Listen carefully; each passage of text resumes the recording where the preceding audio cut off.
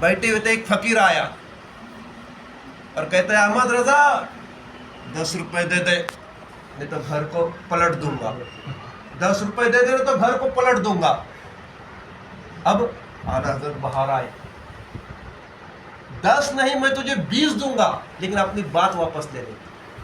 ये शरीयत के खिलाफ है, ऐसा कहना शरई के खिलाफ है। शरीयत के खिलाफ बात न कर, 10 क्या मैं तुझे 20 दे दूं, लेकिन वो अटा हुआ 10 दे दे नहीं तो मैं घर पलट दूंगा। अब उस जमाने के 10 वो तो आज के 10,000 के बराबर होंगे वो। हाँ 10,000 के बराबर दे दे नहीं तो पलट दूंगा। आलत ने कहा नहीं देता, तेरी बात वापस ले ले, 10 क्या मैं तुझे 20 दे दूं, लेकिन शरीयत के खिलाफ तूने जो बात कही घर पलट दूंगा, ये गैर शरई बात मुझे पसंद नहीं, वापस ले ले मैं तुझे दे देता। फकीर भी नहीं, वो अटा हुआ है नहीं। इतना कहना था कि आला हज़रत के वो बेटे मुफ्ती आजम हिंद रहमतुल्लाह अलैह छत पर खेल रहे थे, खेलते खेलते अचानक ऐसा हुआ कि आप किनारे पे आ गए, किनारे पे आकर के गिर गए तो जमीन पर गिर गए। फकीर कहता देखा देखा 10 नहीं दिया, अभी तो बेटा गिरा, अभी मैं पूरे घर गिरा दूंगा। माँ कहती है अहमद रजा देदार फकीरों से नहीं उलझना, दे डालो। अहमद रजा कहते दे दूंगा, 10 नहीं 20 दूंगा, लेकिन शरीयत के खिलाफ बात नहीं चाहिए। कितना शरीयत मुस्तफा का ख्याल। कभी हुजूर की शरीयत ने यह हमें कहा कि ऐसा कहो करके, नहीं, वो मानने को तैयार नहीं। अम्मा कहती है बेटा पोता गिर पड़ा, फकीर कहता देखा अभी तो बेटा गिरा, अभी घर गिराऊंगा। लेकिन कुर्बान जाइए आला हजरत के ईमान पर। आप कहते हैं ए मेरी अम्मा, ए फकीर, ये तो एक बेटा है, अगर 1000 बेटे अल्लाह मुझे आता करे तो मैं शरीयत मुस्तफा पर कुर्बान करूँ, लेकिन शरीयत पर आँच ना आने दूँ।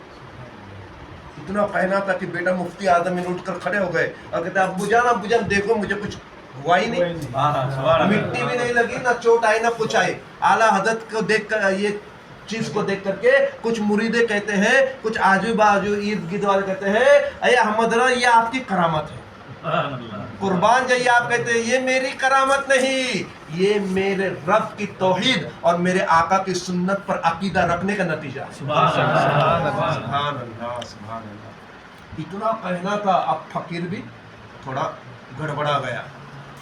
अब आप कहते हैं ठीक है, तो अपनी बात से हटता नहीं, ठीक है एक काम कर, घर तो बहुत दूर की बात है, ये मेरी जूती है, इसे मैंने टीढ़ी किया, उसे जरा सीधी कर दे, फिर मेरा घर गिरा देना। अब वो फकीर जो लगा जूती सीधी करने, पूरा ईड़ी चोड़ी का जोर लगा दिया, पूरा जोर लग गया, थक गया, लेकिन वो नालैन कुछ आपकी जूती सीधी हुई नहीं। आला हजरत कहते हैं बेटा अभी तो जूती सीधी नहीं कर पाया, मेरा घर क्या गिरा।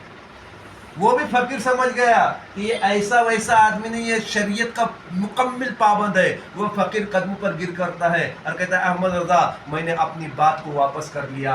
जब इतनी बात कहनी थी, आला हजरत खुश हुए, उस फकीर को सीने से लगाया, जिसने मेरे मुस्तफ़ा का कहना माना, ये अहमद रजा उससे मोहब्बत कर, सीने से लगाया, 10 क्या 20 रुपए निकाल कर दे दिया और रुखसत कर। कितनी मोहब्बत है सुन्नत।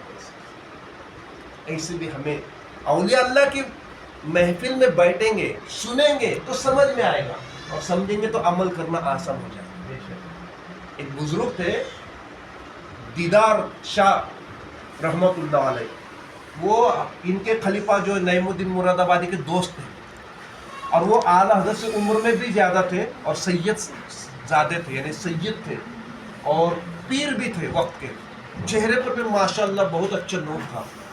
तो नईमुद्दीन मुरादाबादी कहते हैं ए दीदार शाह एक दिन हमारे पीर के पास तो चलो, आला हज़रत के पास, अहमद रजा के पास।